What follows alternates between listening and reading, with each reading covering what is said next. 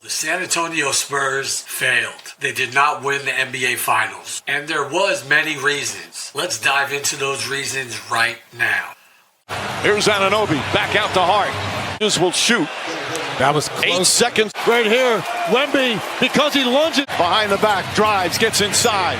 Obviously, the biggest glaring reason I'm going to point out right now is Victor Wembanyama. An incredible performance in the playoffs. Cannot say anything rather than that. But his immaturity in the NBA Finals really had the spotlight on him. Just the things that he was doing, like examples like the technical fouls that should have been called on him, as far as just manhandling Jalen Brunson for no reason that didn't look like a basketball play. And you think about all the other plays in the playoffs where he should have been called with technical fouls but wasn't. And that's why in earlier videos I was saying it seems like Victor is protected. And even going further, when Victor in Game 4 at Madison Square Garden was feeling himself, taunted Mitchell Robinson saying, "I'm in your head." And then Mitchell Robinson, therefore, gave him a shove on the other end where it floored the bony Wembanyama. That's some kind of immaturity that you got to learn from. Because, first of all, why would you taunt someone that wasn't really a factor or a main point that you're trying to stop on the New York Knicks? And second, why would you go after someone that's the enforcer, the hard-nosed guy,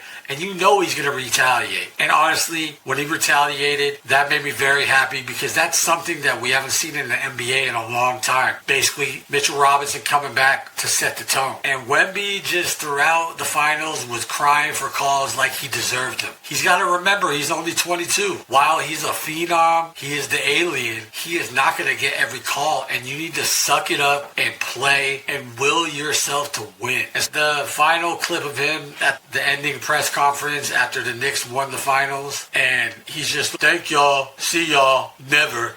It's just kind of like something that a little rotten, sore loser kid would say. And he's way more humble and respectable than to do that because the season's over and that's your lasting image until things ramp up for the new season. So I just didn't like that. It was just like, come on, man, suck it up, take the loss. And on top of all that, they're kind of making a big deal about it. As I was watching the First Take this morning with Stephen A, that he didn't shake hands with players after, and basically Jalen Brunson had to go run and chase him down to show his respect to him. I don't think that's a big deal, but that is something that we have to think about, his immaturity. If he wasn't doing all these other things, I don't think that would be a big deal, but that's another little nugget that you add to his stack of immaturity. So bottom line, one of the reasons the Spurs failed is because Victor Wemby, you gotta start growing up from here on out. Drop your comments and tell me, do you think Wemby was a little bit too immature? And my other point is De'Aaron Fox. I think this guy got way too much credit for being a veteran on this Spurs young team. While he is a veteran in the league, now on his second team, his playoff experience is not what you would say makes him a veteran. The big error in what he did in Game 4 of the NBA Finals, I think, is a rookie playoff mistake because he's never been past the first round. I didn't really fact check this, but I don't even know if he's been past the play-in. I think he has, though. I think he has. But for him to make that big brain fart moment in the playoffs when he should have just kept running around instead of trying to lay it up, that's what shows you that he belongs in the bunch with the rest of the young Spurs. He doesn't have that veteran playoff experience. And as far as I'm concerned, he's made a couple bonehead moves like that, and he has not been the same player since he was a Sacramento King. In Sacramento, yeah, as a Warriors fan, I feared him. But now that he's a Spur, mostly injured the whole time, and I think he's too comfortable in Texas. He wanted to go back home, got his wish, blew up that whole Kings organization, and look what happened. His coach that he had a problem with is the winning head coach of the team that beat you in the finals. Kind of weird. And furthermore, part of the immaturity I was talking about with Wemby, this guy ain't much of a veteran if,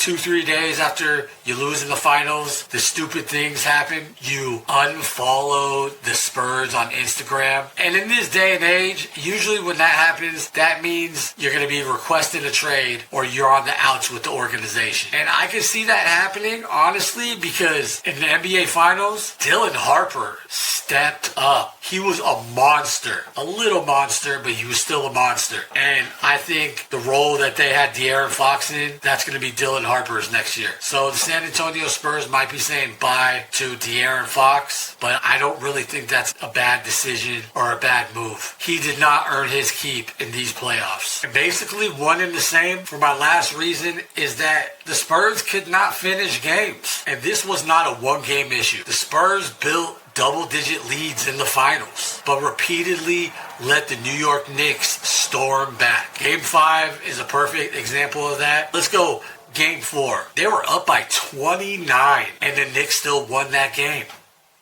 And in Game 5, they were up by 16 and still lost that game to lose the NBA Finals. This tells me that this wasn't about talent. It's about composure. That's understanding momentum swings. You saw it in the Knicks. They never panicked. If I was down 29, I'd be panicking. Meanwhile, the Spurs played nervous in the fourth quarter, missed execution, and at certain points, it just looked like they were staring and standing around, waiting for themselves to lose. And on top of that, Jalen Brunson smelled blood based on the way the Spurs were playing. And he flat out took over the series. They just could not stop Jalen Brunson. When the pressure got high, Brunson looked calm. When you saw the Spurs in the fourth quarter, you saw hesitation. You saw rush shots. You seen Wemby shying away. De'Aaron Fox taking clutch minute shots, which I was yelling at the TV like, what the hell are you doing? But when the game was on the line, the Spurs had to stop one guy, Jalen Brunson, and they could not do it. And these are my reasons why I think that the Spurs fail. But tell me what you think. I want to hear your opinion. Do you have any other reasons why you think the Spurs failed? Or am I completely wrong? Let me know in the comments. Make sure you like, comment, and subscribe. This has been The Authentic Take. Until next time. The